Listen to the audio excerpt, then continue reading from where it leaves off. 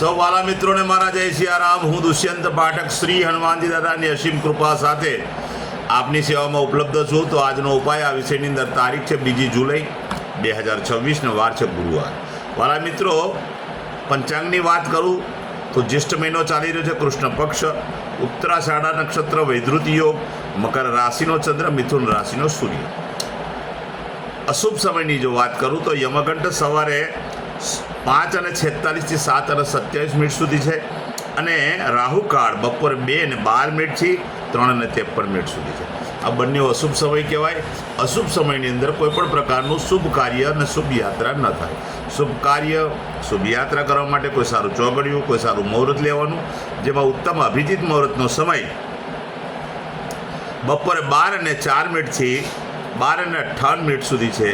આ સમયની અંદર તમે કોઈ પણ પ્રકારનું શુભ કાર્ય કરી શકો, શુભ યાત્રાની શરૂઆત કરી શકો. વાત કરીશું આજના ઉપાયની. તો આજના ઉપાયની અંદર વહેલી સવારે સ્નાન કરવા બેસો. નાવાના પાણીની અંદર 3 ચમચી જેટલી હળદર પધરાવો.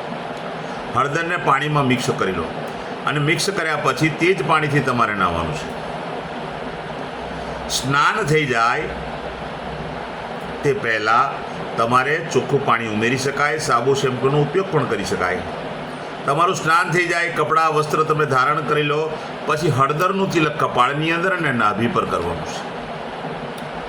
આટલું કાર્ય થઈ જાય ત્યાર પછી સીધું સંધ્યાકાળે પશ્ચિમ દિશા તરફનું મુખ રાખીને શ્રી હનુમાનજી દાદાને એક કાગભૂષણની રામાયણજીનો પાઠ અને એક હનુમાન ચાલીસાનો પાઠ દાદાને અર્પણ કરો. આ 2 કાર્ય પતી જાય. રાત્રે સૂતા પહેલાં પોતાની જ પથારીમાં બેસવાનું, પલાઠી વાળવાની. ઓમ કૃષ્ણાય વાસુદેવાય હરે પરમાત્મને પ્રણત ક્લેશ નાશાય ગોવિંદાય નમઃ આ મંત્ર યથાશક્તિ જપવાનો. તમારો ઉપાય અહીં પૂર્ણ થાય છે. જેમની જન્મ તારીખ 2 જુલાઈ 2026 ને ગુરુવારના દિવસે એમનો જન્મદિવસ આવ્યો હોય તે બધાને સૌ પ્રથમ તો મારા તરફથી જન્મદિવસની શુભકામના. શ્રી હનુમાનજી દાદા તમારી મનોકામના પૂર્ણ કરે, બલબુદ્ધિ વિદ્યા આપે, તમારું અને તમારા પરિવારનું રક્ષણ કરે. ઉપાયના ભાગરૂપે મેં કહ્યું તે પ્રમાણે સ્નાન, મેં કહ્યું તે પ્રમાણે તિલક કરવાનું. ત્યાર પછી ગૌશાળાએ જવાનું, ગાયોની પરિક્રમા કરવાની, ગાયોની સેવા કરવાની, ગાયોને લીલું ઘાસનું દાન આપવાનું અને સાથે સાથે તમારે ત્યાં જે ભોજન બન્યું તે ભોજન પણ ગાયોને અર્પણ કરવાનું.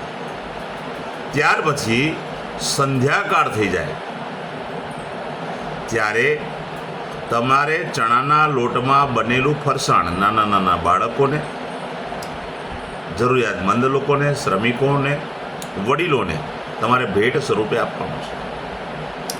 ખાસ વિનંતી, જેમનો પણ જન્મદિવસ છે તે લોકોએ એક વિશેષ કાર્ય એ કરવાનું છે કે તમારા કોઈ ગુરુ હોય અથવા તમારી માતા, 2માંથી ગમે તે એકને તમારે કોઈ પણ પ્રકારની આજ દિન નિમિત્તે ભેટ આપવાની છે. આખું વર્ષ ઉત્તમ રીતે પસાર થશે. વાલા મિત્રો, જેમની મેરેજ એનિવર્સરી 2 જુલાઈ 2026 ગુરુવારના દિવસે તેઓ બધા જ વાલા મિત્રો સવારે સ્નાન કરી, વડીલોના ચરણ સ્પર્શ કરી, પોતાની જ માતાને કોઈને કોઈ ભેટ આપે.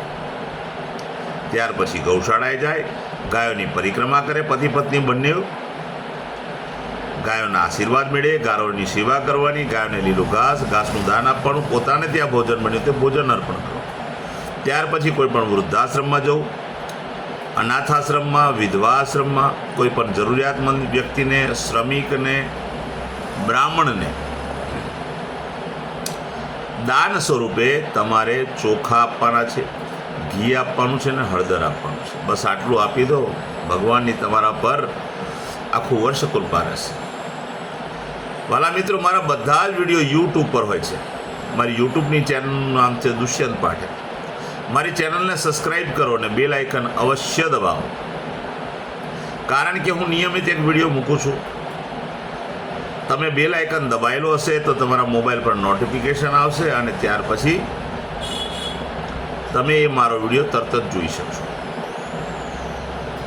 વાલા મિત્રો, એટલે તમે મારી ચેનલને સબસ્ક્રાઈબ કરજો અને બેલ આઇકન દબાવશો.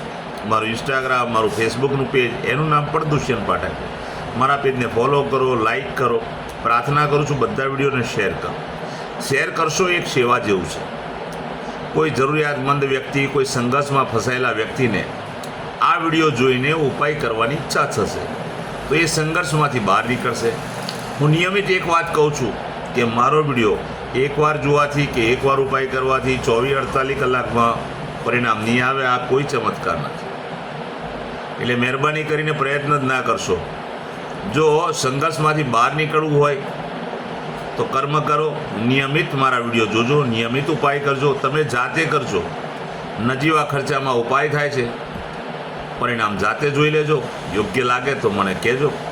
તો આપ સૌને મારા જય સિયારામ. નવા વિડીયોમાં ફરીથી મળીશું.